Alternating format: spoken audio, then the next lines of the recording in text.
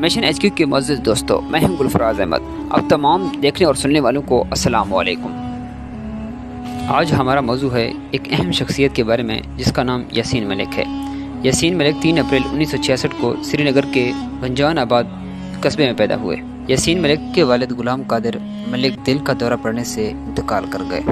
यासीन मलिक का कहना है, एक नौजवान लड़के के तौर पर उसने सड़कों पर सिक्योरिटी फोर्सेस के तशद्दुद का मुशाहिदा किया।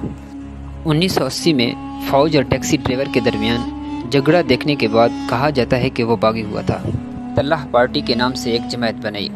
कश्मीर स्टेडियम में होने वाले क्रिकेट मैच में खलल डालने की कोशिश में मुलव्वस था। यासीन मलिक ने सदर पाकिस्तान और वज़ीर-ए-आज़म पाकिस्तान और हिंदुस्तान के वज़ीर-ए-आज़म और दीगर आलमी रहनुमाओं से 1-on-1 मुलाकातें की। 2007 में यासीन मलिक और उनकी पार्टी के सफ़र आज़ादी के नाम से एक मुहिम शुरू की। 1 साल से ज़ायद अरसे तक जारी रहा। इस दौरान यासीन मलिक और उनके साथियों ने कश्मीर के तकरीबन 3500 कस्बों और देहातों का दौरा किया और भारत मुखालिफ मौक़िफ़ को फ़रोग़ दिया। यासीन मलिक 2019 में गिरफ़्तार किया गया था और उसे गुज़श्ता हफ्ते दहशतगर्दाना कार्रवाइयों और गैर कानूनी तौर पर नाफिज़ इकट्ठा करने, दहशतगर्द तंजीम से ताल्लुक़ रखने और मुजरिमाना साजिश और बगावत के इल्ज़ामात के तहत सज़ा सुनाई गई।